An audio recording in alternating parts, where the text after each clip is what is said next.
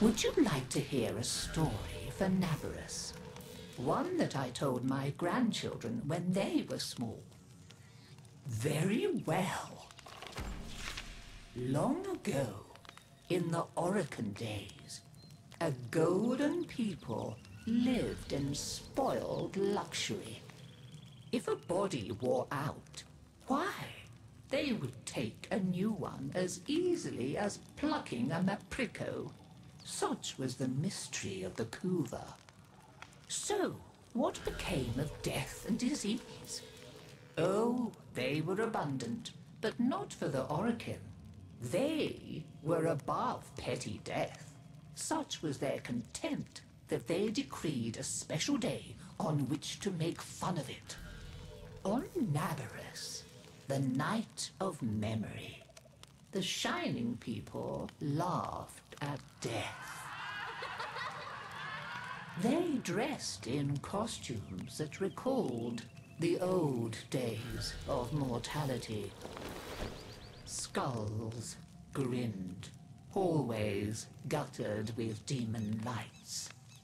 For one night, beauty was banished. Rot and monstrosity held sway. Now, on one very special Naberus, 3 pretty Orokin were bored, as Orokin so often were. Naberus no longer holds its magic for me, sighed one. Masks and costumes are for children, grumbled another. Why follow the crowd, mused the third. Are we not the very elite of the elite? Ha ha! Up, my Kissingtons, my luscious loves. Send for blue Kuva and hot lights. I have a sport that will mend all.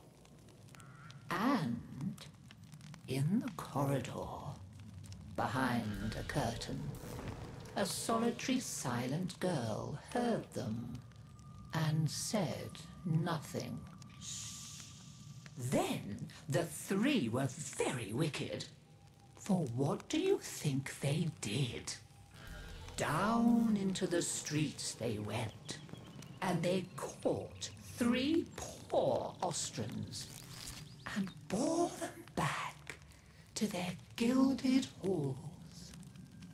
One they peeled like a fruit and decked out with glassy splinters, and his naked jaws went chitter-chatter-snap. And it echoed all around. Scarlet footprints he left. Another's limbs they twisted and wrenched his neck, and made a bundle of him until he scuttled upsy-downsy like a horrid crab, with his sockets all empty and his stretched-out nose snuffling. The third they pulled thin in hand and foot.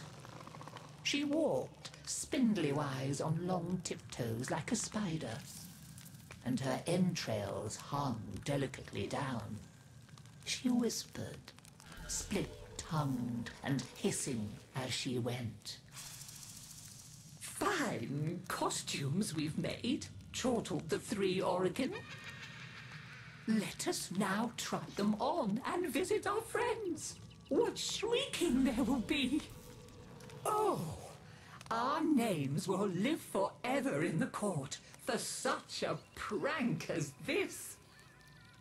Now, the silent girl brought them their blue Kuva, so they could take on these twisted bodies for only a short time before returning to their own.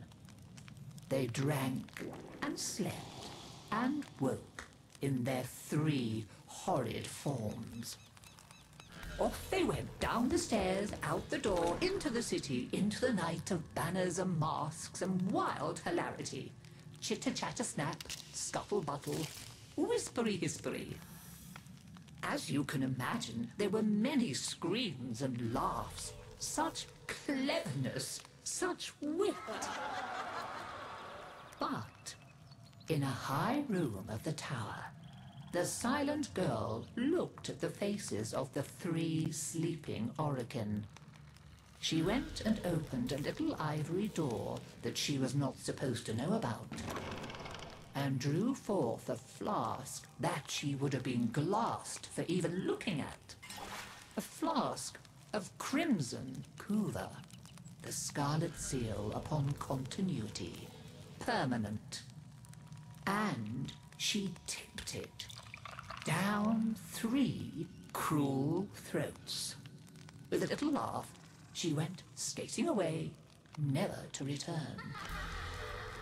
There were many screams that Naberus night, but when the sun came up, none screamed so loud as the 3 who found that they were trapped in the hideous bodies they themselves had fashioned forever and ever.